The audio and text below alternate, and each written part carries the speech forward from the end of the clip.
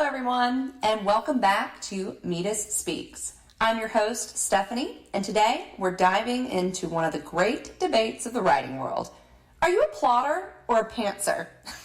If you're not familiar with these terms, don't worry. I'll be breaking them down and exploring the benefits of both approaches to writing.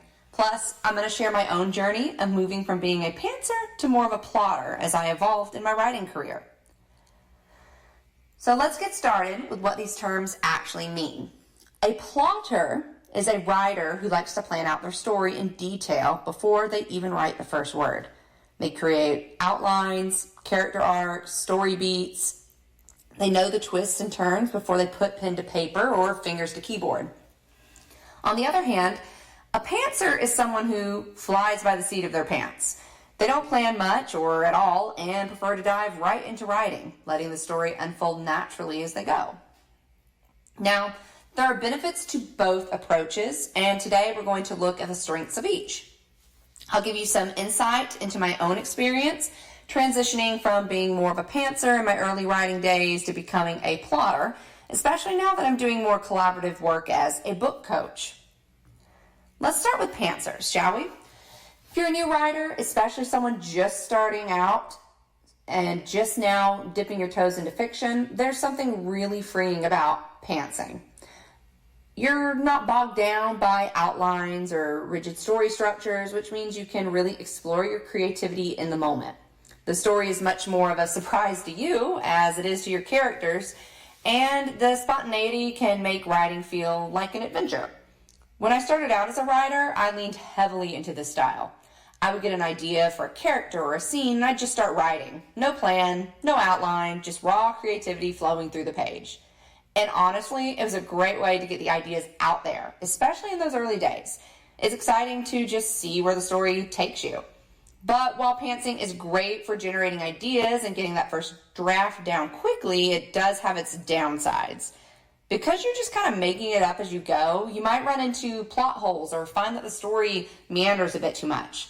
This often means a lot more work on the back end. There's a lot more editing required after the fact, and sometimes you realize you need to rewrite entire sections of your story. Guilty of that. That's where the plotter's approach can really shine. So now let's talk about plotters. This approach is all about organization and structure. Plotters spend a lot of time before writing, creating detailed outlines, plotting out character arcs, and working through story beats. This method can help prevent some of the challenges that pantsers face, like plot holes or those wandering storylines. For me, as I became more experienced, and especially as I started working as a book coach, I found that plotting became essential. When you're collaborating with other writers or working on multiple projects at once, having a roadmap is crucial. You can't afford to just wing it when you're on a deadline or when you're guiding someone else through the creative process. As a plotter, you get to look at the big picture. You can see how each part of the story fits together before you even write it, and this helps keep the narrative tight and focused. Plus, knowing where your story is headed allows you to build tension and plant clues for future events. Foreshadowing, ahaha. This also makes the writing process a lot more efficient and in many cases smoother, especially when it comes to revision time. But does that mean plotting is always the better approach? Not necessarily. Some writers find that over-plotting can make the writing feel mechanical or take the fun out of the discovery of the moment. Really, what it comes down to is finding the right balance. As I mentioned earlier, I started out as a pantser. For those early drafts, especially when I was still figuring out my voice and my process, pantsing worked great. It allowed me to explore ideas without restriction, and it gave me a lot of material to work with. But over time, as I began working on more complex projects, and especially when I started coaching other writers, I realized that I needed more structure. When you're helping someone else plot out their book or manage multiple drafts at once, a clear plan becomes essential. That's when I made the shift toward being more of a plotter. I found that by creating detailed outlines and character arcs, I could collaborate more effectively, meet deadlines, and ensure the story didn't go off track. I still love the freedom of pantsing sometimes, especially when brainstorming new ideas or getting into a creative flow. But now I've learned to use plotting as a tool to guide that creativity. it's really about, again, balancing these two approaches. So what does that mean for you as a writer? Well, I guess it depends on your process. If you're just starting out, I encourage you to try both methods. Experiment. Pantsing can be a fantastic way to get your creative juices flowing, especially if the thought of outlining feels too rigid or intimidating. But don't be afraid to embrace plotting later on, especially if you find yourself needing more structure. You might find that a hybrid approach works best for you. Maybe you start as a pantser, writing freely, and then go back to plot the story out after your first draft. Or maybe you prefer having a detailed outline from the start, but leave room for spontaneity along the way. There's really no right or wrong way to write, and that's really the beauty of it. At the end of the day, the most important thing is finding what works for you and helps you get those words on the page. And that's going to bring us to the end of today's episode. So whether you're a plotter or a pantser, the key is to keep writing and experimenting with what works for you. If you want to see how I approach storytelling, I'd love for you to check out my new story on Kindle Vella. You can find it by searching for Elementals by S.C. Lauren on Amazon. And don't forget to hit follow to stay updated with each new episode. Thank you so much for joining me today on Metis Speaks. I hope you found this discussion helpful, and I can't wait to hear from you about whether or not you're a plotter, a pantser, or somewhere in between. Remember, creativity is a journey, and there's no wrong path as long as you keep moving forward. Until next time, this is Stephanie, reminding you to embrace your creativity and let your stories take flight. Stay inspired with Metis Speaks. This is Adam Vanelli of the Columbus River Dragons, your home for River Dragons hockey in Noonan 99. You're walking, shopping, or on your favorite trail. You get that feeling somebody's coming up on you.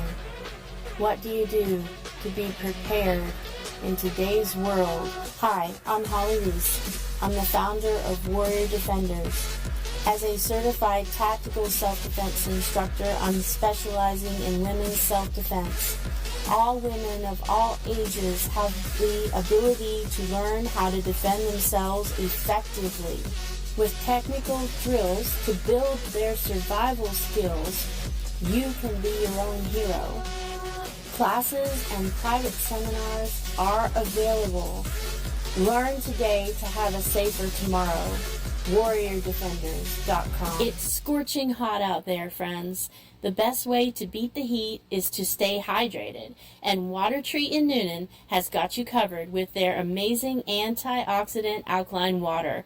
Swing by for quick and easy drive-through pickup and check out their selection of health-boosting options. Stay cool, stay refreshed, stay healthy with Water Tree in Noonan. Shopping for insurance doesn't have to be stressful. I'm Christy, owner of Ellsworth Insurance, located here in Noonan, Georgia. We're an independent agency with access to multiple carriers for home, auto, life, health, and commercial insurance. We're your one-stop shop for your insurance needs. www.insurewithellsworth.com 770-755-7053. We look forward to meeting you soon.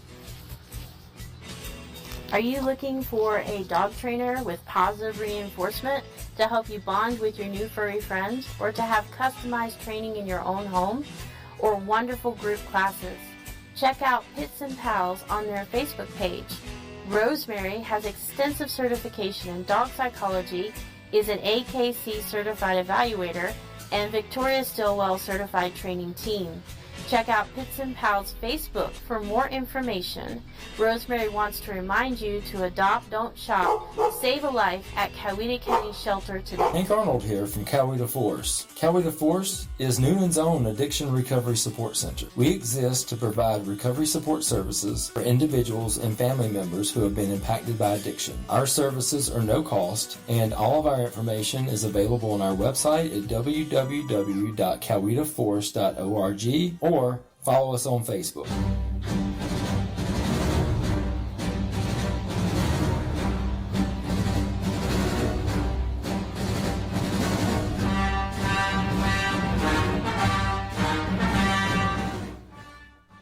Welcome to Empower Strike Back. I am your host, H.D. Reese, on WQEE The Key 99.1 FM. So excited to be here today. We are going to be talking about realtor safety and how our realtors out there can make sure that they're safe when they're doing their job and trying to help everybody find their special home.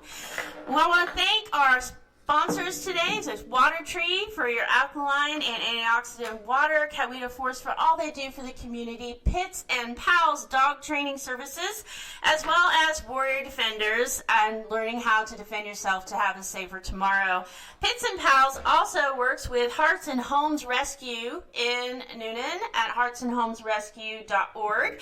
They are doing the Pet of the Week today, and this pet is extremely special to me. Her name is Holly, and she is a beautiful white and brown baby, an active girl that plays and loves belly rubs.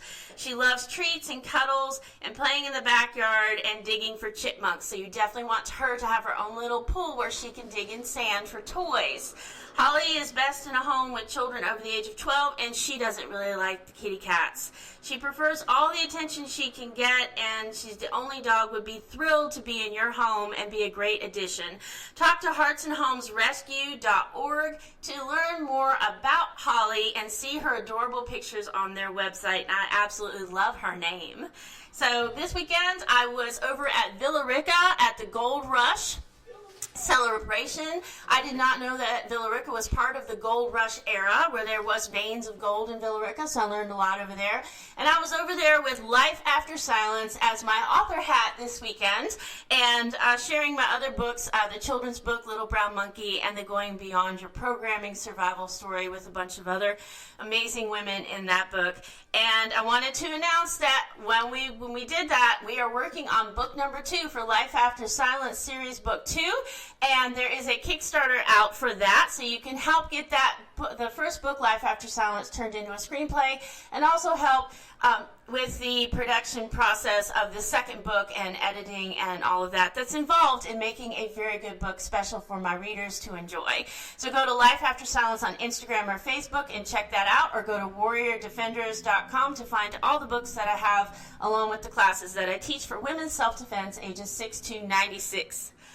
So today we talk to a lot of realtors. Realtors mostly are women out there, and that is a statistic that is on the high end. And a lot of the realtors that I talk to feel very uncomfortable showing houses to, people they don't know, strange men, single men, things like that. And a lot of them don't work unless they have their husbands with them. So I want to make sure that we share some tips about realtor safety, but also let my listeners know that I do have a seminar specially designed for realtors and how they can properly show the houses, safely know they are aware of their surroundings, and make sure that they can make a living and show you the house that you really want without being nervous or worried or unsecure. So the statistics of the crime that happens to real estate agents is risky.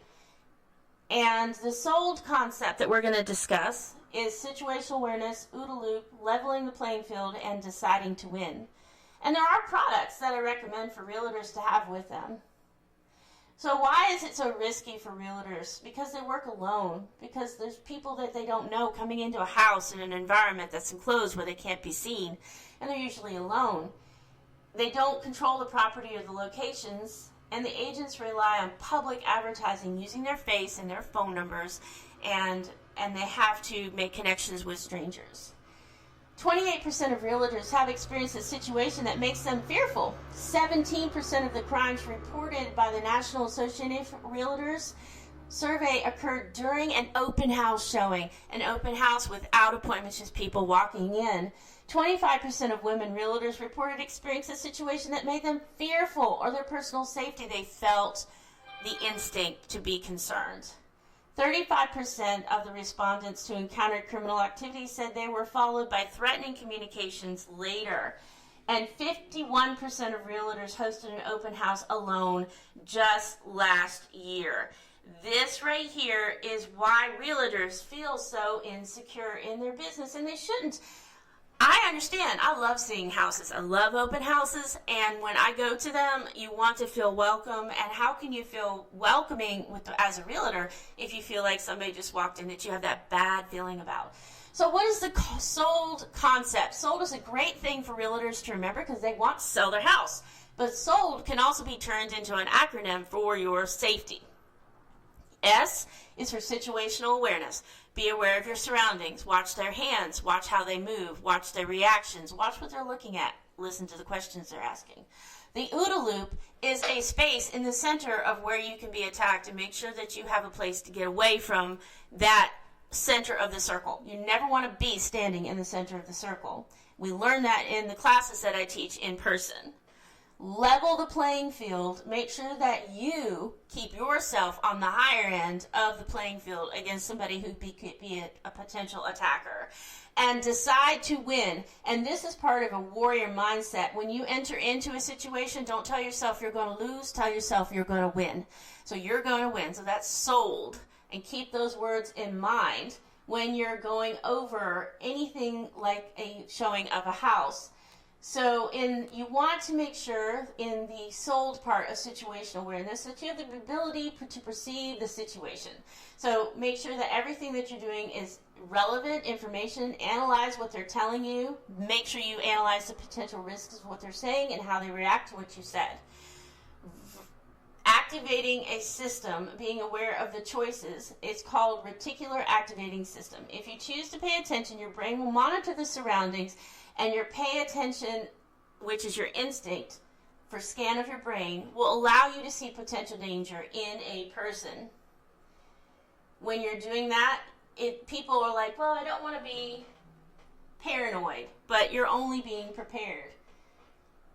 Normalcy bias. People with normalcy bias have difficulty reacting to something they may not experience before. They tend to interpret warnings or dangerous situations in an optimistic way, if possible. As a real estate agent, you are vulnerable to this because you must interact with strangers and in risky situations in an open house, and if you ignore the presence of danger, everything will be okay. After all, nothing has ever happened before. That is not what you want to tell yourself. You want to be aware of what is going on.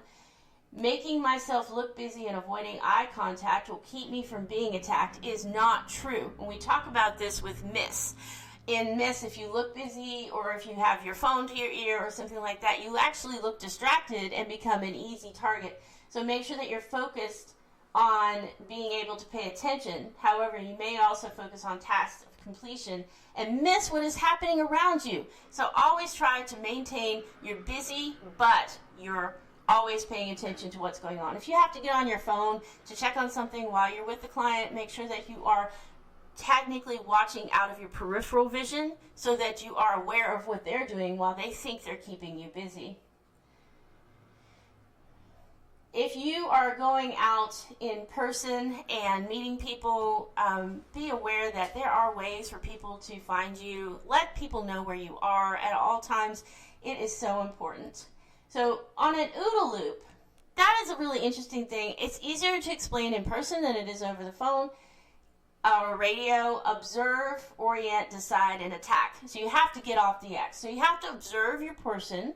You have to orient your surroundings. You have to decide what you're going to do if something like that was to happen and you needed to step away, step in, strike, attack, avoid, and act. And all these steps leading into this stage, you are fully implement the ideas of your tests and hypothesis and scenario trainings that you've gone through Warrior Defenders Situational Awareness Training with Realtor Safety course. And we teach all of this in the course. You always want to be ready on your alert and probable danger orange color code scale.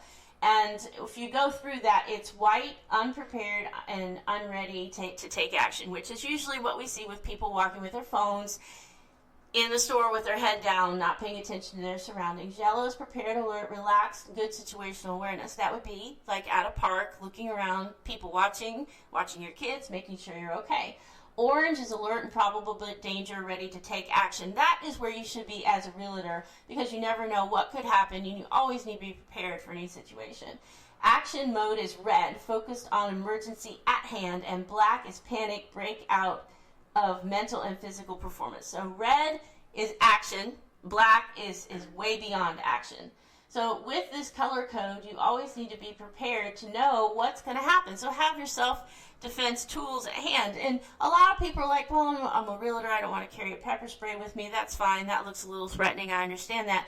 There are other things that I have on my website, including a tactical pen that is extremely useful for realtors, lawyers, waitresses, bartenders, people who don't want to have a defense tool right at hand, but also don't want to look like intimidating, but they need something. And I also have something called the power bracelet that you can wear that is really beautiful, that doesn't look like a self-defense tool at all, and it can be used as a PowerPoint amplifier to make sure that you can strike harder and get away. A lot of realtors have said, I never saw it coming. It came out of nowhere. I had no idea that was happening. You really, really need to be up on your situational awareness, and your first rule of self-defense is awareness. A lot of times people are like, I'm going to take a self-defense class and I'm going to go in and I'm going to learn how to punch somebody. It's not where it starts. It starts on your situational awareness and body language and learning how to tell what could happen next. People actually do use body language and set up for an attack, and if you're trained to see it, you'll be more aware of it. When you're in the playing field of the sold, you have the situational awareness. You have the being able to enact your muscle memory that you've trained for in your drills that I teach every week at True Balance. Weekly drills to improve your survival skills is what you need to have in the back of your mind to be able to react. By carrying a stun device, or you can fire off a warning shot if you let somebody know that you are going to have a device with you. I always tell people the stun devices at warriordefenders.com, those will scare off stray dogs and stray attackers. So you want to make sure that they know that you are a hard target. By deploying your protection, you can create a space between you and your attacker. If you have something that they know could hurt, if you present it knowing that you know how to use it with confidence behind your statement of, don't come near me, this will hurt, don't come near me, I have this, don't come near me, or spray them with a pepper spray, don't come near me, or set off the stun device. Being confident in your, I will back this up with a tool and a move, will help them realize you're not an easy target. You also can have the shield technology, and on the Warrior Defenders YouTube channel, there is a shield technology app that is free for you to use. If you feel like you are in danger, you can set that off, and that sends a GPS signal directly to 5 people to let them know that you're in danger and where you're located, and it's free to use all the time. And you want to keep these 6 safety tips in mind. Always as a realtor. Number 1, share your location. Let people know where you're going to be. Let them know what time you're going to be there. Let them know when you plan on leaving. Keep in touch with people. You don't necessarily have to have an app that you have to pay for, as long as you text the people that care about you. Vacant properties. When describing a listing, never say that the property is vacant. This might be an invitation for criminals. Showing a vacant property at dusk or after dark is not advisable. Try to make sure that everybody knows where you are, number 1. But yes, be aware that a vacant property could be a setup for you, for your safety. Cell phone service. Check in advance to make sure that your property you're showing has cell phone service. Never go to an area alone that may interfere with your phone reception. You have a chance to go out to that property a day or 2 in advance, or you've been there before when you sign the contract. Make sure that that's top on your list when you're doing your checkoff, to make sure the cell phone service works, and that way you know what you'll need to have in case you need a backup communication system. Listen to your intuition. If you're walking somewhere and something is telling you not to meet the potential client or get out of the house showing, trust your intuition. Carry your personal protection and stage the home you are showing with easy, accessible products throughout the property that cannot be seen by the attacker. Put something in a drawer. Put something near your paperwork that's in the kitchen. Make sure you have something available, and never underestimate during an attack in those vases and improvisable weapons throughout the place that you might need, that you'll have to pay for later, but it's your life that we're worried about right now. Never turn your back on your prospective clients when showing a house. Always have them walk in front of you, gesture them to do so. Turning your back can put you in a vulnerable situation. If they say ladies first, say no, I insist my clients come before me, and have them walk up the stairs. Don't let them get behind you so they can push you down or take you away. Scan the area. Take time to observe and double check the area and the house before you're showing and after. Does anything seem out of place? Has anything been moved? Are the gates that you left locked now open? Has the doors been moved around? Check behind the shrubberies. Make sure everything is okay. Keep your situational awareness in mind and scan your area first. And that way you have a heads up on anybody that could have set it up for you to have a bad experience as a realtor. You really want to not try to think that your clients are going to be those type of people, but unfortunately with all the statistics the way that they are, we know already that there are those people out there who are setting up these real estate agents knowing they're women, and they're going to be mostly by themselves and unaware. And a lot of the real estate agents that I talk to really don't want to carry a firearm with them because it looks kind of like you're looking for trouble or you're not trusting your clients, and that can lead to a bad first impression, and sometimes they can be seen and sometimes they can't. But you also have to realize that close quarter combat is when women are mostly attacked. So we're not going to be attacked in a range where we could pull a firearm, and this is a discussion I have with a lot of people in person at events that I go to. And when you pull a firearm in a close quarter combat situation, that firearm can be taken from you or can be used against you. So you have to be extremely careful on when you can pull what kind of weapon, and that is why I encourage you to always layer your protection with a hand-to-hand combat tool, a pepper spray, a stun device, anything that can be layered, even the vase off the kitchen counter when you're a real estate agent or anything like that can be used as a weapon. Don't rely and be married to just one form of self-defense, and always back up your self-defense tools with knowledge on how to get away, situational awareness on how to be able to control the situation, de-escalating a situation so that maybe you can get away from that without being in a physical fight.